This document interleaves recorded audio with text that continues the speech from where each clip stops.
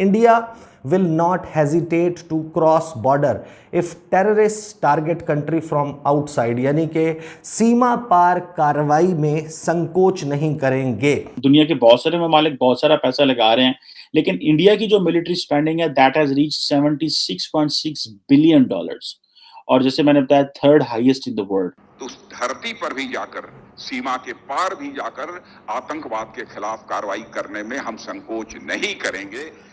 कार्रवाई करने में संकोच नहीं करेंगे। पाकिस्तान में ईद के बाद हंगामा खेज महीना होगा है और ये सब एक ऐसे वक्त में हो रहा है कि जब मुल्क की इकोनॉमी को पहले ही लाले पड़े हुए हैं। कौमी खजाने में महज 10 अरब डॉलर हैं जो कि 2 माह की दरामदात के लिए भी नाकाफी हैं। And you will be shocked to know that from 2012 ये जो परसेंटेज है दैट 33% ज्यादा है। खून रेजी और तशद्दुद के जिम्मेदार ये लोग होंगे। मई का महीना बहुत अहम है, किसी के बस में कुछ नहीं है। कौम बंद गली में दाखिल हो चुकी है। इंडिया अपना पॉइंट स्कोर करने में कभी भी किसी किस्म की कमजोरी नहीं दिखाता और यही काम किया। नमस्ते दोस्तों, जय हिंद। हिंदुस्तान स्पेशल में आपका स्वागत है। दोस्तों, भारत ने सीमा पार आतंकवाद को लेकर एक बार फिर पाकिस्तान को कड़ी चेतावनी दे दी है। असम दौरे पर पहुंचे भारतीय रक्षा मंत्री राजनाथ सिंह ने कहा कि अगर सीमा पार से आतंकी कार्रवाइयां बंद नहीं हुई तो भारत सीमा पार से आतंकवादियों के खिलाफ सख्त कदम उठाने से जरा भी नहीं हिचकिचाएगा। जरूरत पड़ी तो सीमा पार करके आतंकियों के खिलाफ बड़ी कार्रवाई की जाएगी। रक्षा मंत्री ने कहा कि भारत ये संदेश देने में सफल रहा है कि आतंकवाद से सख्ती से निपटा जाएगा। राजनाथ सिंह का यह संदेश ऐसे वक्त में आया है जब एक दिन पहले जम्मू के सुजवा में एक बड़ी आतंकी साजिश को नाकाम किया गया है। अब रक्षा मंत्री राजनाथ सिंह के पाकिस्तान को सीधे तौर पर कड़ी चेतावनी देने से पाकिस्तानी मीडिया परेशान है। पाकिस्तानी मीडिया ये चर्चा कर रहा है कि भारतीय रक्षा मंत्री का ये बयान हमारे लिए बहुत ही सख्त वार्निंग है। मैं बात करूंगा उस धमकी के बारे में जो भारत की तरफ से पाकिस्तान को दी गई है और ये एक सीरियस थ्रेट है। ये धमकी जो है वो जंग की है, एन एक्ट ऑफ वॉर, एक ऐसा जंगी अमल जो कि इंडिया माजी में भी कहता रहा है और एक मरतबा फिर अब इंडिया के वज़ीर दिफा राजनाथ सिंह ने एक स्टेटमेंट दी है पाकिस्तान से मुतल्लिक। उसके ऊपर फिर शहबाज शरीफ की हुकूमत, आपको मालूम है कि पाकिस्तान में अब एक नई हुकूमत मौजूद है और दफ्तर खारजा जाहिर है कि अब एक नई हुकूमत की पॉलिसीज़ को लेकर चल रहा है। India will not hesitate to cross border if terrorists target country from outside, यानी कि सीमा पार कार्रवाई में संकोच नहीं करेंगे। ये कहा, ये सुन ले पहले राजनाथ सिंह ने कहा क्या। हम यहां पर तो आतंकवाद मिटाएंगे ही, यानी बाहर से उसे अंजाम दिया जाएगा तो उस धरती पर भी जाकर, सीमा के पार भी जाकर आतंकवाद के खिलाफ कार्रवाई करने में हम संकोच नहीं करेंगे। कार्रवाई करने में संकोच नहीं करेंगे। अच्छा, ये इंडिया ने, आपको मालूम है कि गुज़श्ता तकरीबन 10 साल से ख़ास तौर पर बहुत ही स्मार्टली एक काम किया दहशतगर्दी को पाकिस्तानी रियासत के साथ जोड़ने का। अब इसमें जो राजनाथ सिंह हैं उन्होंने कहा कि India has been successful in giving out the message that terrorism will be strongly dealt with. We will not hesitate to cross borders if the country is targeted from outside। तो इंडिया ने क्या किया, India ने 10 साल लगाए और पूरी दुनिया में ये शोर मचाना शुरू किया पाकिस्तान दहशतगर्दी करता है। अब ये स्मार्टली उन्होंने किया क्यों, और मैं क्यों कह रहा हूँ स्मार्टली, क्योंकि जो भी दुनिया में फ्रीडम स्ट्रगल्स हैं, जो आज़ादी की जिद्दोजहद है, वो कानूनन जुर्म नहीं है और उसके लिए मुख्तलिफ मीन्स को अडॉप्ट करना, जो आदिवासी हैं, जो इंडिजिनस पीपल हैं, जो वहाँ के रहने वाले हैं किसी एक खित्ते के, वो अपनी आज़ादी की जिद्दोजहद कर सकते हैं। उसकी अक़वाम मुत्तहिदा के कवानीन में गुंजाइश है।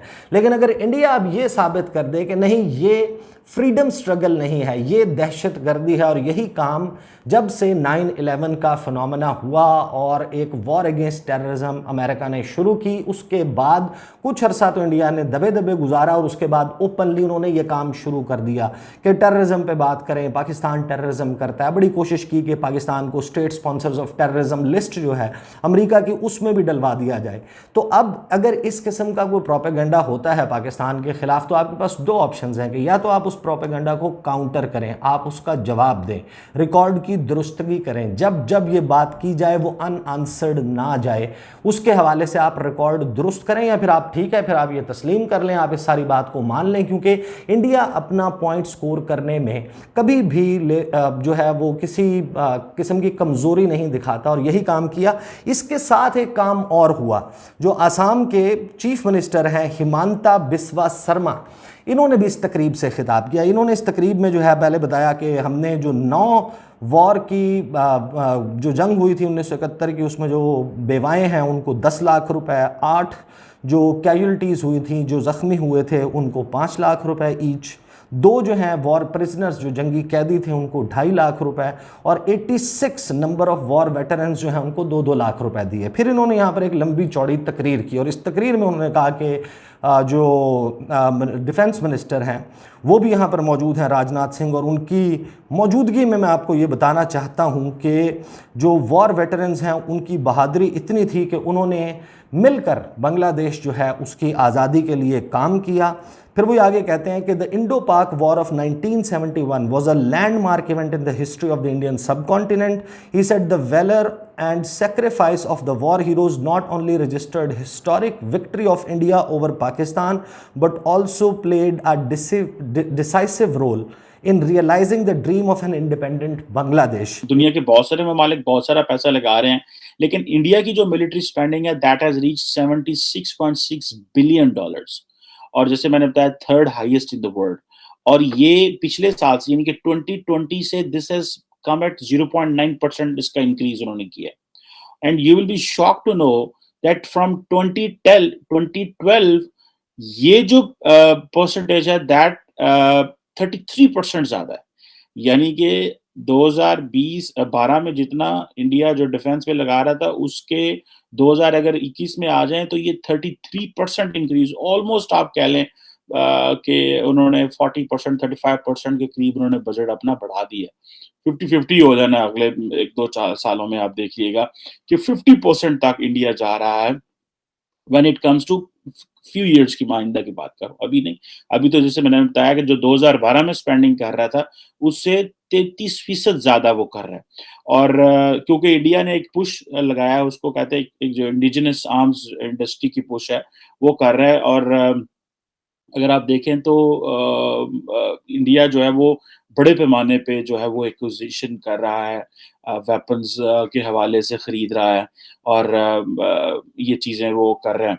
इंडिया जो है ज़ाहिर बात है इतने बड़े पैमाने पे ये कर रहा है, तो इंडिया की जो इकॉनमी है मिडल, जिसे आप कह लें कि एक middle income developing market economy है, दुनिया की 6ठी जो है वो कहा जा रहा है कि जो इंडिया की जो इकॉनमी है in terms of nominal GDP के हवाले से जो है वो 6ठे नंबर पे है। फिर यह परचेजिंग पावर पैरिटी के हवाले से दुनिया में 3रे नंबर पे है। और मैं रिसेंटली देख रहा था IMF कह रहा है कि ये 8.2% पे ग्रो करेगी।